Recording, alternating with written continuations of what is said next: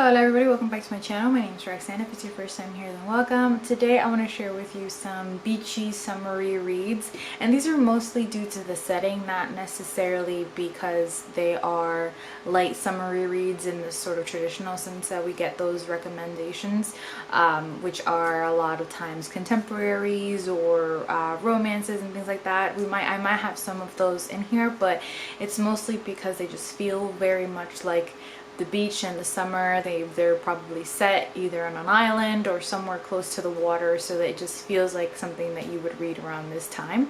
So the first one that I want to talk about is Cantoras, La Carolina de Robertis, and this is definitely because of the setting. So this is about a group of women who find this sort of deserted beachy area where they can go and be themselves, and themselves meaning their very queer lovely selves, in a time in Uruguay when it is illegal for them to be who they are. They find refuge in each other and in this place. And not only is it one of my favorite novels of all time, it's one of my favorite authors of all time, and it's set in a beautiful, during many times of the novel, in a very beautiful little like secluded area, which is based on an actual place. Clap When You Land. This is set half in the Dominican Republic, so for me anything in the Caribbean just feels very lovely and beachy and summery, and I love it very, very much. This is a YA novel by Elizabeth Acevedo. It is her most recent, and it's about two sisters who find out about each other after a plane tragedy occurs in their family, and it is about how they have to grapple with what this all means for their lives moving forward, and I absolutely loved it. Then it is all of the Chanel Clayton books in her Cuba Saga. Again, they're set, many of them in Cuba or in the Key West, very close to the water.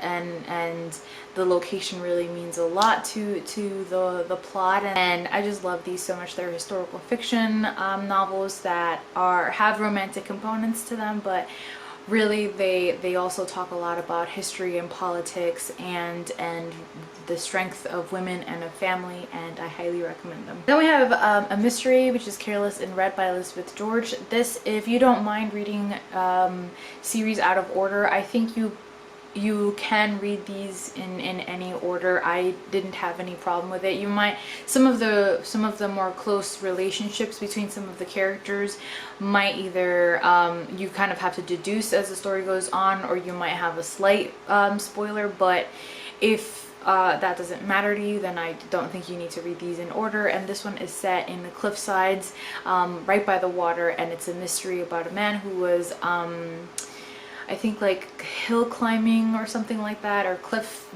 climbing, and is found dead. And so it takes place in this seaside town, and it just feels obviously very, very sort of beachy and watery. Then we have Murder at the Brightwell by Ashley Weaver. This is the first in her historical mystery series, and it's set in a sort of beach town resort, and I think it's great. I think these are really fun and witty. If you like historical fiction, if you like mystery, this might be a good series for you.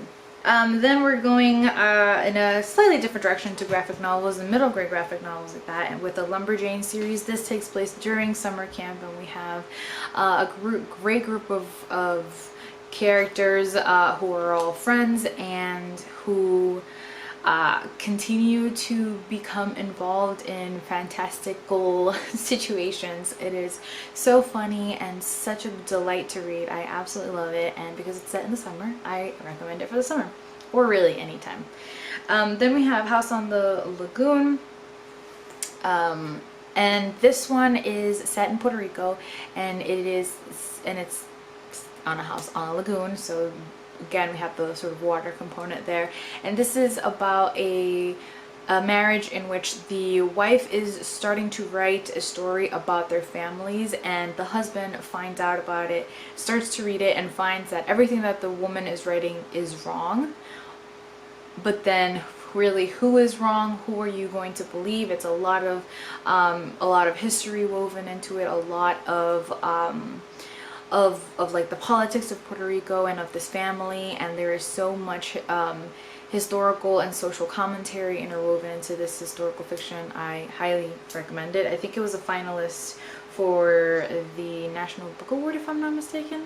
Some award. Then we have Holidays in the Hamptons by Sarah Morgan, and this is another that's like part of a companion series, and it's a romance, and this one takes place in the Hamptons during the summer, and it is just so fun. I absolutely love this the series that she has, where each one is set in a sort of different place in New York, and they're all so fun, and they're all kind of interwoven in some way, so the characters show up in each other's stories, but you don't you can read it in publication order. Obviously that's when you would get, I guess the least spoiled, but you kind of know who's gonna end up with who as you read these. And so this one's fun, and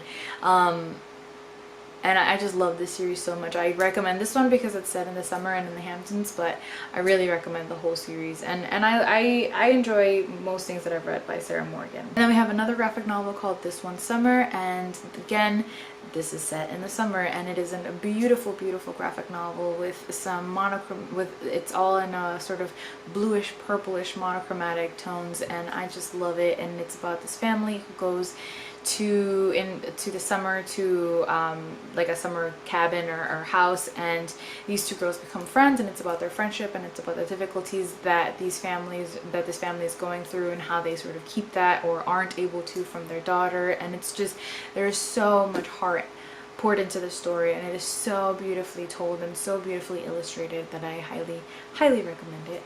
And so yeah, those are some recommendations for this time. I hope you'll find something that may appeal to you. As always, thank you for watching and for listening. I love you all very much.